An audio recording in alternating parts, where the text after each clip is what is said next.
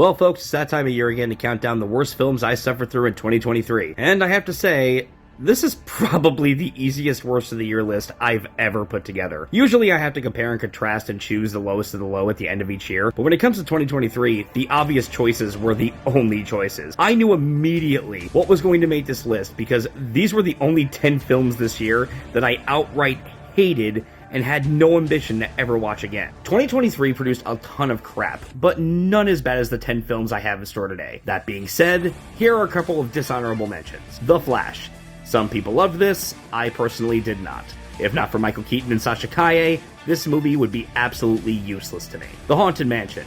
The problem with The Haunted Mansion is not that it's bad, it is. The problem with this film is that it couldn't even beat out the Eddie Murphy film, which also wasn't that great. I mean, that being said, that film is kinda great now by comparison. And lastly, Guardians of the Galaxy Volume 3. Yeah, I know I just pissed in all your Kool-Aid with this one, but outside of the Rocket Raccoon backstory and some of Nebula's development, I could not stand this fucking movie. I wrote and started editing a video essay detailing my problems with it, but that got put on hold after my apartment got flooded, and thus I never finished editing and it never got released. But I will be resuming editing on it next month, so if you want to know more about why this movie just pissed me off so much, keep an eye out. With my desirable mentions out of the way, here are my picks for the 10 worst films of 2023. Hey Gilmore, you suck, you jackass. Number 10 goes to Peter, Pan and Wendy. Yeah, it's getting really old talking about how much these Disney live-action remakes suck ass. Alas, 2023 gave us 2 more abysmal piles of crap for the grinder. Yay us! Peter, Pan and Wendy is a movie so lifeless, so uninspired, and so unbelievably dull. It's amazing this even got past the scripting phase. We're gonna make some of the lost boys and the girls. Why? Don't question it, you sexist fucker! Why don't you check your privilege, bro? Literally, the only thing in this movie that I kind of praise is Ever Anderson. Yes, her father is my mortal enemy, but I'm not holding that against her. For a child actress, she's been consistently great in everything I've seen her in, and her performance here as Wendy was no exception. She's really fucking good. Ever Anderson is a fine actress, and I do look forward to seeing more of what she can do down the line. Other than that, I really got nothing. Everything else, from the story, the characters, the look of Neverland, Peter and Hook's backstory, was so bland and uninteresting. I pretty much forgot the movie existed not 10 minutes after it ended. Not a good sign. Disappointed! Number 9 is Transformers Rise of the Beasts. What makes Transformers Rise of the Beasts so tragic is not that it's bad. I mean, like I said about Haunted Mansion, it is. But rather, that this is just such a damn disappointment. After suffering through so many bad Michael Bay movies, the series had finally turned itself around with Bumblebee, and it looked like Rise of the Beasts would follow suit. Sadly, outside of a couple minor bright spots, that was not the case here. On top of that, I was really looking forward to finally seeing the Maximals from Beast Wars portrayed in a movie, but they are completely wasted here. For a movie called Rise of the Beasts, I sure as shit expected to see a lot more beasts. I have heard so many people say this film is better than the Michael Bay movies, but I'm sorry, in actuality, for me, it's just as bad as Revenge of the Fallen. Stop! He's already dead. Number 8 is Fast X. Yeah, you all knew this was coming. The Fast and Furious franchise has not had a good entry since Furious 7. Okay, yeah, Hobbs and Shaw was undoubtedly fun, but I do struggle to call it good on a technical level. Case in point, the series should have ended with Paul Walker's untimely death. May he rest in peace. Sadly, they kept it going and have produced shit film after shit film after shit film ever since. Fast X is just the latest shit film in the franchise. The action moments lack any urgency or stakes because the characters have too much plot armor. The story is an incoherent mess going from one random ass event to the next. The film introduces a bunch of new characters and yet can't figure out what to do with the ones it already fucking has. I swear to you, you could have cut Tej, Roman, Han, and Deckard Shaw out of this movie entirely, and you would have the same movie. They do nothing here. They are useless. And of course, we continue the trend of old characters we thought were dead being brought back to life, because if this series isn't treating its audience like idiots, it wouldn't be doing its fucking job, now would it? For what it's worth, I'll say this, it is better than both Fate of the Furious and F9 by a country mile. Yet sadly, it's still a bad film, lacking any common sense or tethered to reality, and it certainly earns its spot here. Heresy! Destroy it! Number 7 is The Little Mermaid. Oh god, I've been dreading talking about this one. The original Little Mermaid is special to me. It was the very first film I ever saw in a movie theater. I mean, granted I was 2, but still, it has a special place in my heart for that reason. And when I was a kid, it was the Disney film I watched the most on repeat on VHS. I shit you not. So yeah, naturally, when you take everything I loved about that film, the fun characters, the emotional core of the story, the brilliant climax in the original that made Triton realize that his prejudice of all humans was unjustified, and then you set out to do a remake that systematically ruins all of that? Yeah, don't expect me not to be a little pissed. Now, for as much as I hated this remake, and I do, I will say 2 things for it. 1, Halle Bailey can sing. That girl has a beautiful voice. I mean, she doesn't hold a candle to Jodie Benson in my opinion, and she can't act worth a damn, but her singing at certain points is phenomenal. Can't take that away from her. Also, while I'm very hit and miss on Melissa McCarthy, she's clearly having the time of her life as Ursula in the film. I mean, yeah, she's no Pat Carroll, but who the hell is? That woman was a treasure. Aside from that, this movie has nothing. The changes to the story are confusing and unnecessary. Most of the acting, especially from Javier Bardem, is laughably terrible. And Sebastian, one of my favorite Disney characters, has been reduced to nightmare fuel. Also, this has to be said.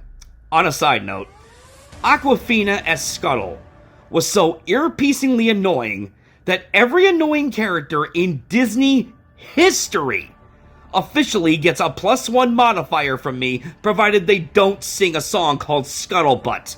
Ned Leeds, bump that fucker up a notch. The fat guy from Marge Needs Moms, bump that fucker up a notch. But the biggest thing that pissed me off and made this one of the worst films of the year for me was how they fucked with Howard Ashman's lyrics. Howard Ashman was a brilliant songwriter, writing songs for The Little Mermaid, Beauty and the Beast, and even some of the songs that made it into Aladdin. Sadly, he passed away shortly after Beauty and the Beast's premiere and never got to see the finished product. And not for nothing, I did put the Beauty and the Beast remakes feet to the fire for this shit as well. So let me say this, if you're one of these blithering fucking idiots talking about how Kiss the Girl is a problematic song, you should be fired from breathing. It's not problematic, you're all just fucking idiots. That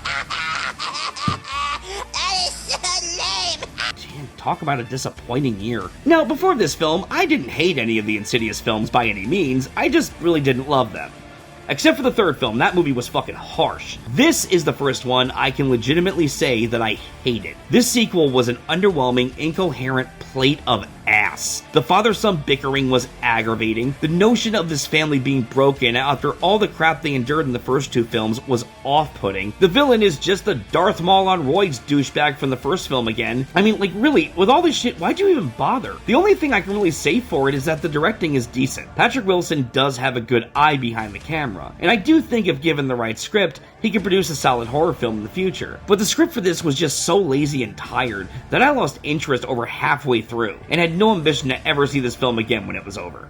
What does incompetent mean? Number 5 is Exorcist Believer. This movie was so bad, it made my wife pissed at me for days on end. Like, I'm serious, we watched this movie, and she just gave me this pissed off look and said, I can't believe you made me sit through this garbage. And honestly, I can't blame her because this film was pretty damn wretched. I mean, it starts out okay with the girls going missing and the community scrambling to find them. I mean, it didn't start out terrible, but the second Chris McNeil showed up in the movie, the second she showed up, this film took a nosedive off a fucking cliff. Not only does it disrespect the original film because we gotta take down the patriarchy, fuck you. Not only does it make the show not canon and then completely rip it off, not only does it turn as schmaltzy and cringe-inducing as a Lifetime original movie by the end of it, but, and I wish I was making this up, if you took Chris McNeil out of this movie completely, this movie would have no business calling itself an Exorcist film. The woman is in maybe 7 minutes of the whole thing. She's barely here, so why make this an Exorcist film at all? You could have called this movie Demons or Possession or All the Little Girls Be Cray Cray and it would not matter. It would still be the low-rent piece of crap that it is, destined to be picked up someday at the $1.99 bin of your local car wash. That is one big pile of shit. Number 4 is Winnie the Pooh, Blood and Honey. Now, in the interest of fairness, let me say this. This is undoubtedly the worst made film in this list. I mean, without question. You will not get an argument from me on that. However, the next 3 piss me off more because while this film is ungodly horrendous on every level, I kind of expected it would be. Granted, I was hoping for a so bad it's good or a so bad it's laughably hilarious scenario to come out of this, but my point stands. I had certain expectations when it came to the next 3 films, and none of them delivered. For as bad as Winnie the Pooh Blood and Honey is, I at least knew what I was in for, and I got exactly that. The masks on Pooh and Piglet look like shit you could pick up at a dollar store. Not a single kill is creative or memorable. The film is beyond mean-spirited, and the acting is some of the worst I've ever seen. Not just in 2023, but in any year, in any film. I almost want to give Tommy Wiseau an apology for this crap. This is like top tier, cream of the crop, horrendous acting from everyone involved. And I don't really want to harp on that because it's a low budget production, but when it's apparent that no one in the production gave a shit, it's really hard to have sympathy. He's full of shit! Number 3 is Meg 2: The Trench. Movie? Let me explain something to you. You had one job. One fucking job. Just show me Jason Statham fighting giant sharks for an hour and a half. That was your only prerogative. Instead, what I got was Jason Statham fighting pirates, corporate sabotage, Jason Statham fighting more pirates, more corporate sabotage, Jason Statham fighting even more pirates, a giant squid monster, Jason Statham, say it with me, fighting even more pirates, a slew of annoying characters that did nothing but piss me off with their dumbass decisions, and then, at the very fucking end, like the last 8 minutes, this movie remembers, oh yeah, this was called The Meg, right? Well, better get to Jason Statham taking down some eggs before the clock runs out. Look, I'm not gonna pretend the original movie is a masterpiece or anything, or even that great a film. But like most films directed by John Turteltaub, it at least knew what it was and managed to have fun with its premise. It's one of the few shark movies I actually enjoy. Shit, I can count them all on 3 fingers, folks. To the people who wrote and directed this garbage, fuck you. You promised me a movie of Jason Statham fighting giant sharks, and you couldn't even meet the bare minimum requirements. What the hell was that? Speaking of Jason Statham, at number 2 we have Expendables 4. This especially broke my heart because I really like this franchise. I love the first 2 films. And after a recent viewing of it, I'd argue the third film isn't horrible, it's just kind of tame and flawed. There was still enough in there to give an entertaining experience, especially with Mel Gibson as the villain. When it comes to Expendables 4, however, you can throw the term entertainment straight out the window because you're not getting it here. This movie is horribly directed. There is not one single action scene that works. Not a single character arc that works. Not a single joke that lands. Not a single story beat worth sitting through it for. What made these movies so much fun was seeing our favorite old school action stars kicking ass together. This film takes that idea and tells its audience to go fuck itself, as half the original cast is gone, they've been replaced by Megan Fox, 50 Cent, and Andy Garcia. Oh god, why? Sylvester Stallone is in maybe 10 minutes of the movie, and I'm being generous about that runtime, I'm pretty sure it's less. And the green screen is so noticeably bad, it is amazing to me that this shit was approved for release. Expendables 4, it's god-awful. But there is one movie this year that pissed me off even more, and you haven't seen it yet, so you've probably guessed.